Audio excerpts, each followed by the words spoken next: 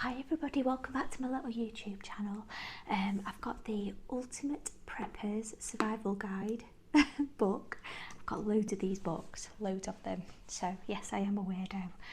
Yes, I am a weirdo, but I like my survivalist, like prepper stuff. So I'm going to go through this with you guys today. So let's have a little look. It says, survive the end of the world as we know it. How many of you guys would be able to survive an apocalypse? Any type of apocalypse? Let me know in the comments below.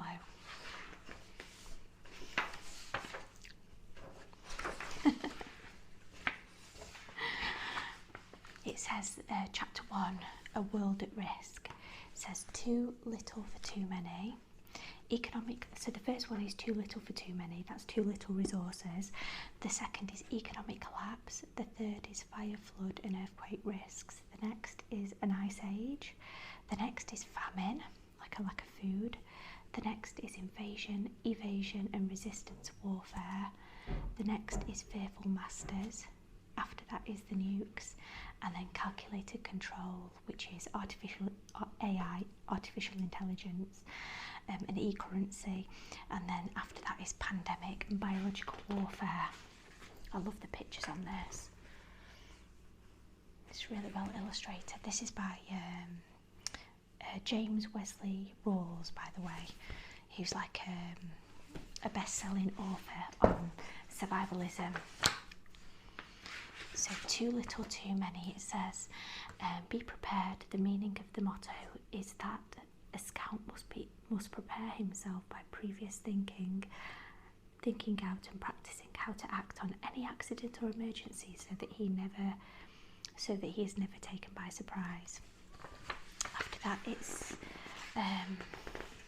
it says the world's population in 2020 is 7.8 billion.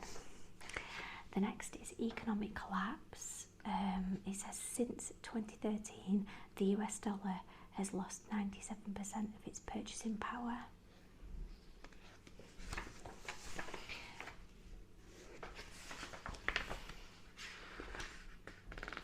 Gotta be careful what I say for this video.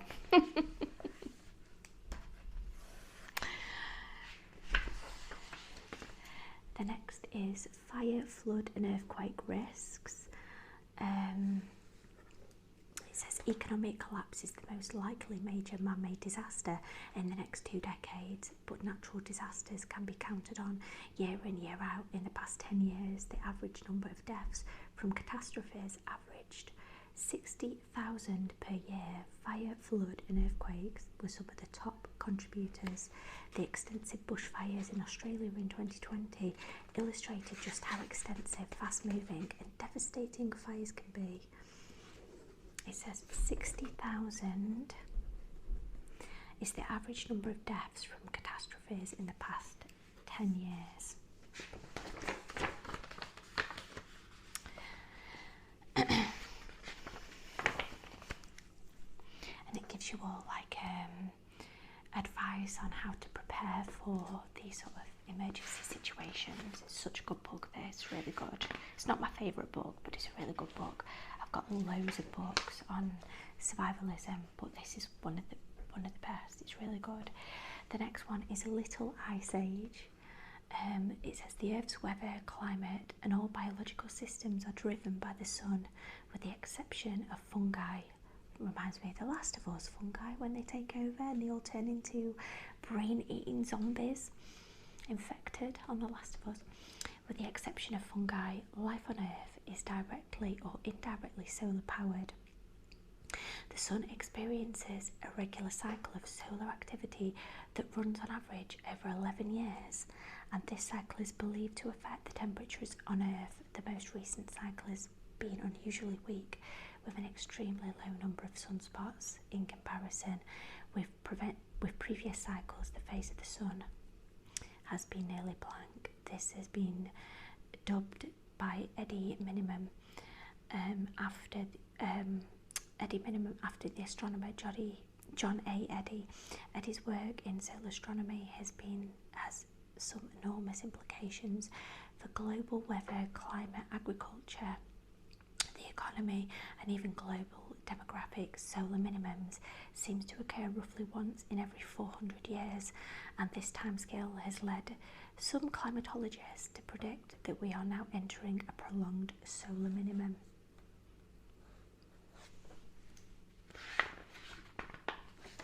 It says a mini ice age could be coming in the next 15 years. A new model that predicts the solar cycles more accurately than ever before suggests that solar magnetic activity will drop by 60% between 2030 and 2040. As a result, Earth could sink into what researchers are calling a mini ice age. I actually believe that. The next is famine stalks the land. This is about a lack of food for everybody, and it says 70 million have fallen to famine in the previous century. The next is invasion, evasion, and resistance warfare.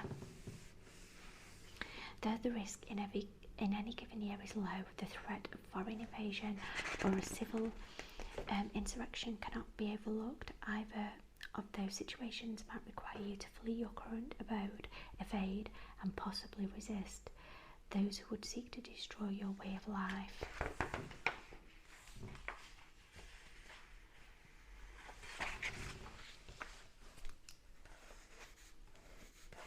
I think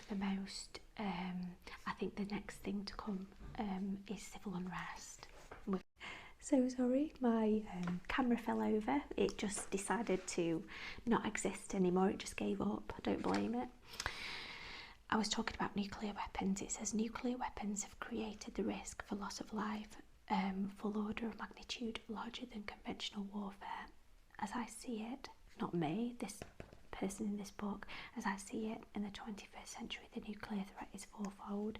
It says global thermonuclear war with fusion H bombs, terrorist use of fission A bombs, or terrorist use of subcritical mass radioactive dirty bombs, or nuclear power plant meltdowns, or fuel rod storage pond meltdowns, either intentional or unintentional. I don't believe that this is going to happen anytime soon on our planet, if I'm honest, but that's just my opinion.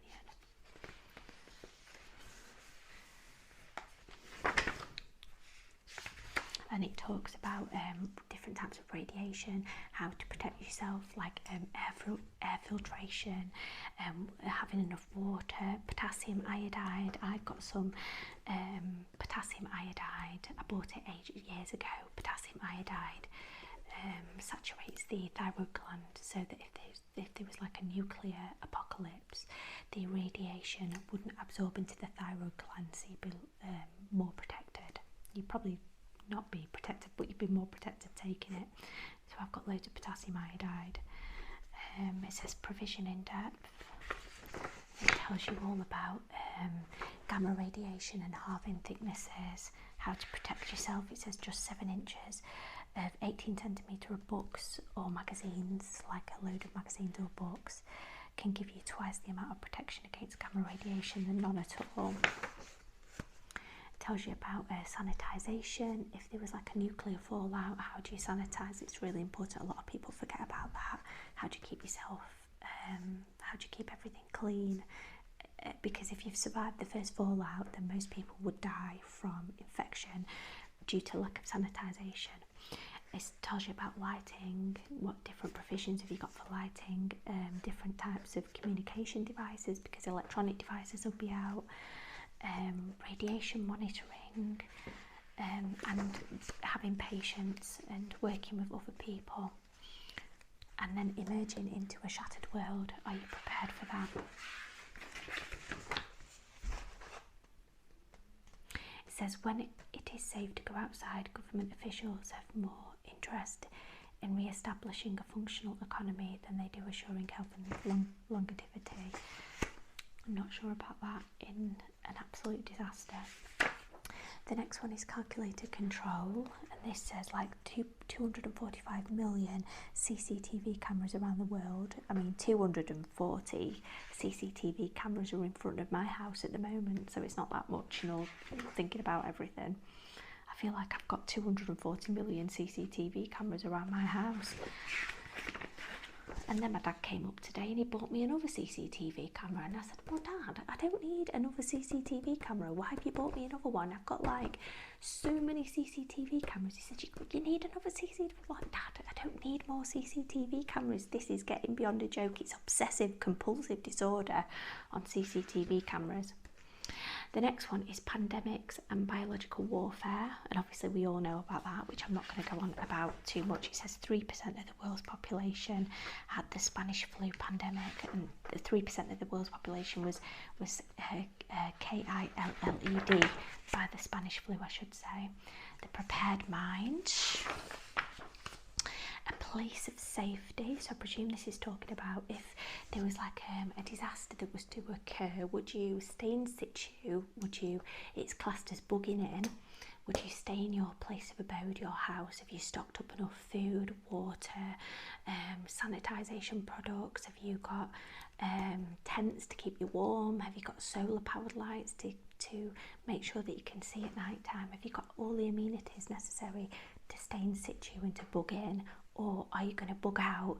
That's what 99% of most people would do in an emergency. In my opinion, I think that most people in a disaster situation, I know that most people in a disaster situation would panic and they would do exactly what they're told to, and they'd just all bug out and they'd all get in the cars, they'd all try and escape.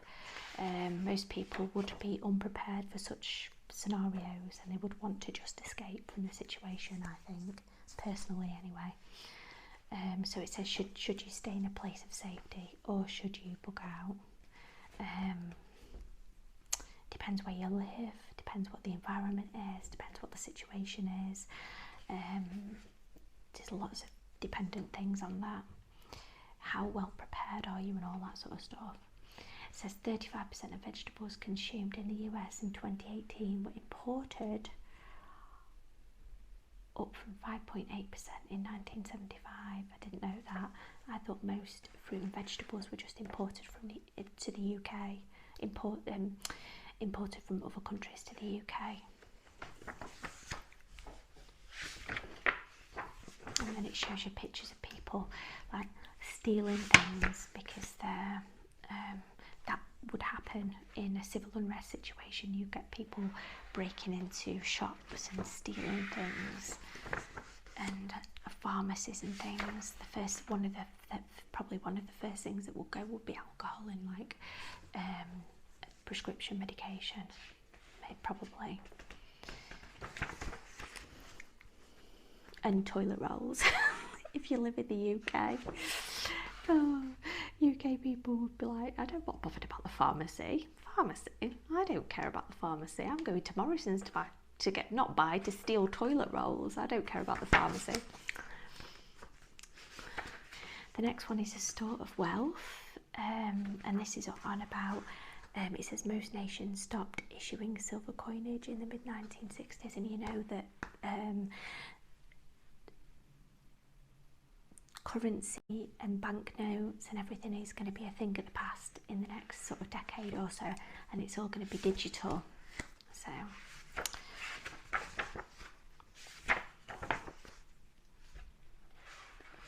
and this is on about storage space planning and labels, all about your food storage, and making sure that you've got like a rotational system. So if you are like preparing, if you're prepping and you're buying tins and you're buying rice and you're buying pasta, make sure that you've got proper like vacuum seal bags that you can put them in, you can store them in properly. Make sure you rotate them, so checking the date, marking the date on them, it may be a Sharpie pen on the front, putting the ones that are out of date first at the front of your stock, and then the longest lasting ones at the back of your stock, and making sure you do a rotational system, and making sure that you check tins and things to make sure there's no indentations in them, there's no rust on them and all that sort of stuff, because that's really important to have like a proper, if you've got a prepper pantry, to make sure you rotate it and make sure you just don't buy it and then just leave it and then it just goes to waste. I will probably do the next half of this video on another series. The next one is water, and I think I'm going to leave it there, and I'm going to come to chapter 3 because I've sort of gone through half of the book at the moment. So I'm going to come to water on my next video. So my next video is going to be a continuation of this video, and I'm going to be talking about prepping again and doomsday prepping. Hope you've all enjoyed this video, and I shall see you next time for the mine. Can't get my words out. Hope you've all enjoyed this video, and I shall see you next time for my next vlog. Are you guys all ready for The Last of Us? It's coming. The zombies are coming. They're coming. Clickers are coming after you.